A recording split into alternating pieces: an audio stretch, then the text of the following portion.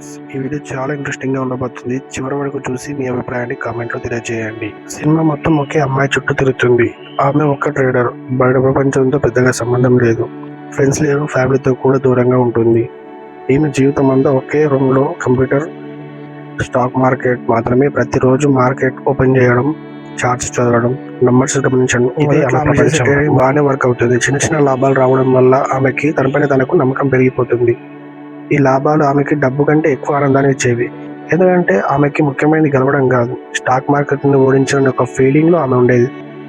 మరింత లాభాలు, మరింత బలంగా కష్టపడేది.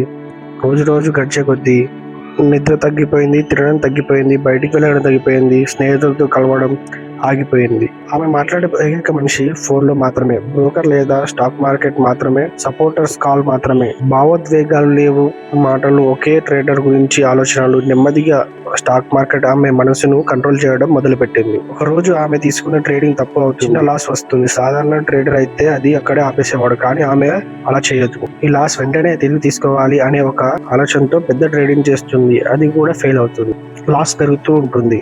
కానీ ఆమె అదంతా ఏది పట్టించుకోదు.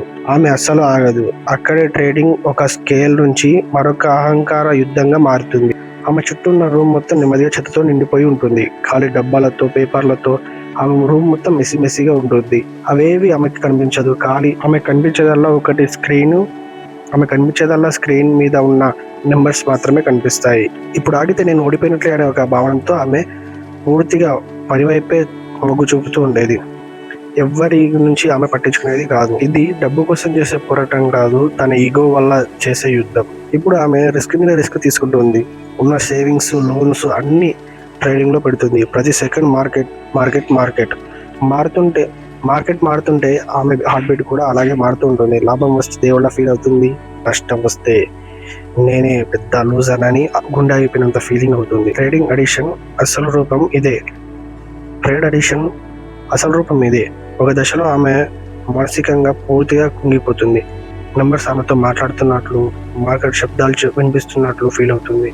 ఆమె జీవితం పూర్తిగా మార్కెట్ చేతుల్లోకి బదిలీ అవుతుంది. ఇక ఆమె ఒక లాస్ట్ బిగ్ ట్రేడ్ చేస్తుంది. ఇది వర్క్ అయితే అంతా సెట్ అయిపోదు.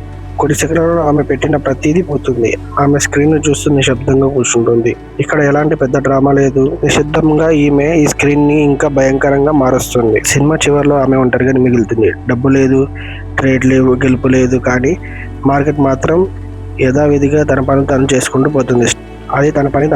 పోతుంది. స్టాక్ మార్కెట్ కి ఎవరు గెలిచారు, ఎవరు ఓడిపోయారనే విషయం అసలు అవసరమే లేదు. ఈ మూవీ చెప్పే మెసేజ్ చాలా క్లియర్ గా ఉంది. స్టాక్ మార్కెట్ అంటే ప్రమాదం డబ్బులు పోవడం కాదు, మనసు పోవడం, డిప్రెషన్లోకి వెళ్ళిపోవడం. తెలివైన ట్రేడర్ అయినా సరే జీరోకి రావాల్సిందే. మార్కెట్ని ఓడించాలంటే ముందు మనల్ని మనం కంట్రోల్లో ఉంచుకోవాలి, లేదంటే మార్కెట్ మనల్ని జీవితాన్ని ట్రేడ్ చేస్తుంది. ఈ వీడియో మీకు ఎలా అనిపించింది? మీ అభిప్రాయాన్ని కామెంట్లో తెలియజేయండి. వీడియో చివరికి చూసినందుకు లైక్ అండ్ సబ్స్క్రైబ్ చేసి నాకు సపోర్ట్ ఇవ్వండి.